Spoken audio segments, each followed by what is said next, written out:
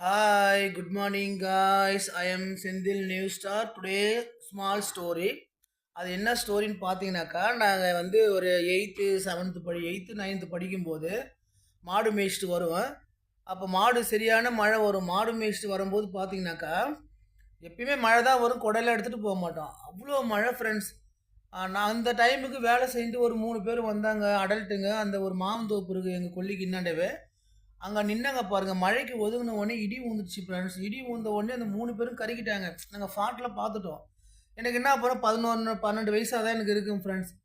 ஆனா அதுக்கப்புறமும் ஒரு 10 நாள் சென்று நானும், மோகன், ஜீவா 3 பேர் சாயந்தரம் ஸ்கூல்ல இருந்து வந்த உடனே மாங்காய் பறிக்க போனோம். சாயந்தரம் கரெக்ட்டா ஸ்கூல்ல இருந்து வந்த உடனே அந்த சின்ன வயசுல மாங்காய் பறிக்க தான் ஓடுவோம். அதான் முதல் வேலை.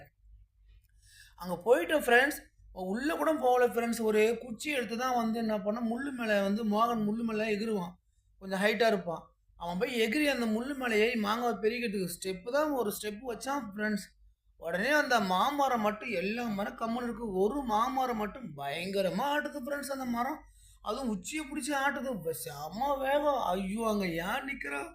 பூந்தடிச்சு ஒடியாந்து எடைய ஹரிச்சந்திரன் கோயில்கிட்ட நிக்கிறோம் ஃப்ரெண்ட்ஸ். வந்து நின்னு பார்க்குறேன்.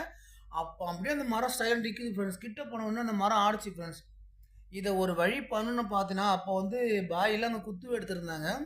அப்படியே அப்புறம் சின்ன பையன் அதுலேருந்து 1 மாசம் அந்த மாமரத்திட்ட நாங்க போகவே இல்ல. ஏன்னா நேச்சுரலா பார்த்தாலே இப்ப நான் பொய் சொல்றேன்னா கூட, இந்த வீடியோவ என் ஃப்ரெண்ட்ஸ் மோகன் பார்ப்பான், ஜீவா பார்ப்பான். அவனுங்கலாம் இருக்கிறானுங்க. ஏன்னா அவனுங்களும் என் கூட வந்தானுங்க இல்லையா? இப்ப அவனுங்க இது கமெண்ட் பண்ணுவானுங்க பார்த்துட்டு. அது நேச்சுரலா பார்த்தேன் ஃப்ரெண்ட்ஸ். அது என்னன்னு தெரியாது. அந்த மரத்த புடிச்சு அவ்வளோ வேகம் ஆட்டும். அப்புறம் ஒரு டீனேஜ் வயசுலாம் ஆன பிறகு மாடு மே கரம்பாருக்கு அங்க விட்டுட்டு ஜாலியா அந்த மாமரத்துங்கிறது எல்லா பசங்களும் விளையாடுவோம். அங்க தான் படுத்துன்னு இருப்போம். தூக்கம் வரும் அங்கன அங்க போன உடனே.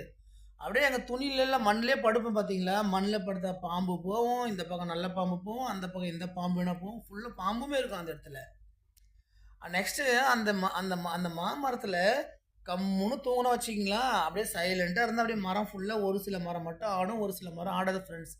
அதுவும் அந்த மதிய டைமுக்குலாம் ஆடும் ஃப்ரெண்ட்ஸ். இதெல்லாம் நாங்க நேச்சுரலா பார்த்துக்குறோம். நீங்க எல்லாம் கிராமத்துல இருக்கிறவங்க என்ன மாரி கிராமத்துல இருந்து கொல்லிலாம் சுத்துனவங்கலாம் உங்களுக்கு தெரியும். அது உண்மையா பொய்யான்றது.